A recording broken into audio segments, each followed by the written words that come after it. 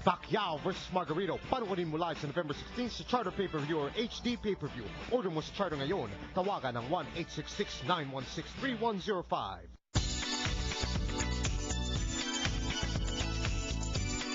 Mataas nga raw po yung optimism ngayon sa Pilipinas sa pagkakaupo ni bagong Pangulo si President Noynoy Aquino. And that is why a lot of our kababayans also going back. Marami po sa atin pagka-uwi sa Pilipinas, nag-iisip makapagnegosyo. You know what? You have to listen because this may just help you save our Industries Act.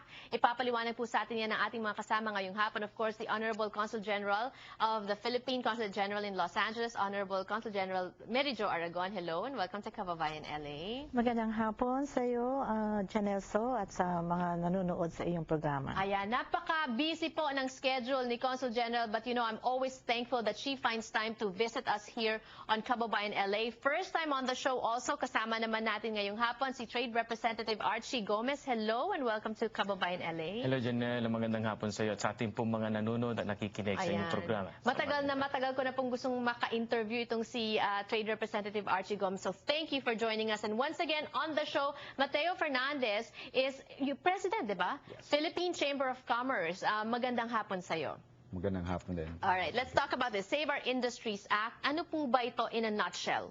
Who wants to take that? Well, ang Save Our Industries Act was filed by Representative G. McDermott of Washington last year in June.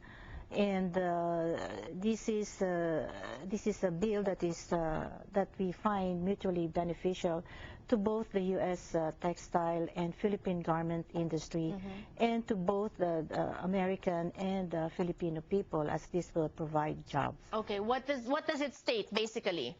Well, the bill, there are three provisions. We call it the first one, the 809, which says that if an eligible garment is made of yarn and fabrics from the U.S. and it's exported to the Philippines and then it's finished in the Philippines into the garments and apparel, then they will be re-exported to the U.S. duty-free. Okay, so walang tax. Walang tax. Okay, what else? If the eligible garment is made of extruded or spun yarn from the U.S. and finished into fabric in the Philippines, and made into apparel and garment, then they can be exported back to the U.S. at reduced tariff rate of 50%. Okay. That's the 809 provisions. The other provision is the cut and sew provision, which says that we can export to the U.S. at reduced tariff rate or duty-free also for non-sensitive items. And these are the knitted walls, or these are the girls' wear that are knitted in nature. And this is still provided that we get the raw materials from the U.S., correct?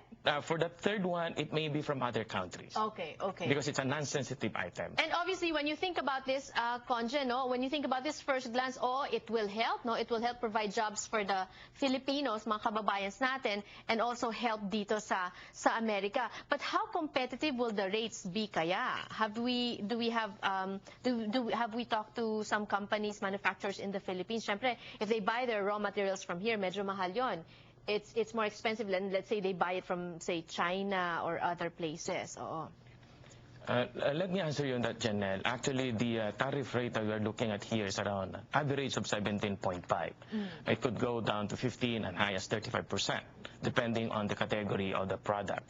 Now, based on the study conducted by our colleague in Washington, D.C., if we are going to buy the fabrics from the U.S., it will help us compete. And the reason there is because look at the labor costs also in the other countries, and it's already rising.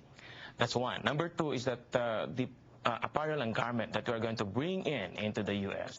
is not the basic one, not like the jeans and the shirts, but this has the needleworks on it. And so it requires some skilled work or labor on the part of the Philippines. So pag sinasabing needlework, yun po yung mga pagboborda, which is we're known for that, di ba? Let's talk to the President of Filipino Chamber of Commerce, Mateo. Marami na bang mga companies that are taking advantage of this, or how aware are we of Save Our Industries Act? We've been promoting this Save the Act for quite some time, for at least almost a year now. We have gathered petition of 1,000 petition letters, meeting with political local powers as congressmen, senators of California to support the act. So we've been very active on promoting this event. Kamusta naman po ang ang response ng mga kababayan natin, ng mga business owners to Save Our Industries Act? I'm sure Well, excited sila, no? Yes, I think so far the response has been positive, and we thank you very much for giving us this opportunity through your program. We would like to appeal to our kababayans to please write to your respective senators and congressmen.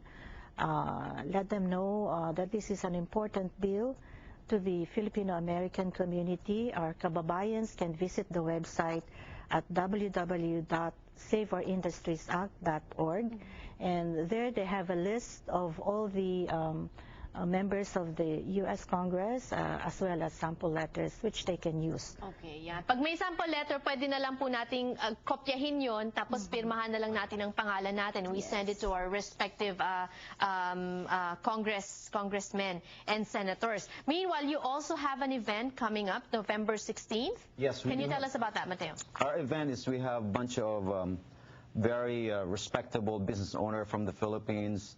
So we're going to have a conference briefing of showcasing businesses from the Philippines. If you want to invest in the Philippines, for instance, a lot of baby boomers who wants to retire, they can open a Max restaurant in the Philippines. The president of Max restaurant, Trota, will be here. So you can meet several people. We have some collaterals. It's out there. And you can get this information at the filipinochamber.com. Okay, okay. Marami pa rin po, Conjan, kanina I was asking you, marami ng mga umuwi sa ating mga kababayan, especially, with the optimism right now in the Philippines. Yes, these are exciting times for our people and country with the election of President Aquino, and we would like to encourage our Filipino Americans to invest in the Philippines. And as a matter of fact, many of their children as well are now studying in the Philippines. Yes, Ayan. yes. And Trade Representative Archie, yun namang mga dito yung image ng mga Filipinos, parang we're not into business eh. How are we changing that? Well, that's a good thing. Actually, I've been discussing that with the Consul General and with Mateo, and I was sharing that the natural partner of our office, the Philippine Trade and Investment Center, at the Chamber of Commerce. So for the past 3 years that I've been here, in coordination with the consulate and the support of the Consul General, I've been working closely with the Chamber of Commerce to help them acquire this information on what trade and investment opportunities we have in the Philippines. And as mentioned by Mateo here, we're inviting 4 executives. One is Tony Chu of Agri Nurture Incorporated, the President and CEO. This is a listed company in the Philippines. Second one is Mr. Robert Trota, the Chairman of the Philippine Franchising Association and President of Max Restaurant. Then we have the Managing Director, Mr. Fernando Cala of Propel, which is the second largest business process outsourcing in the Philippines. Okay. And then we have the Health and Wellness, the Hilot for the Philippines. Ayan, and maganda yan, we're nurturing entrepreneurs. So we invite you to go to that event, information on the screen, information on the website. Thank you so much and more power to all of you. Maraming salamat. Maraming salamat. Maraming salamat. Magbabalik pa po ang Kababayan LA. Don't go away.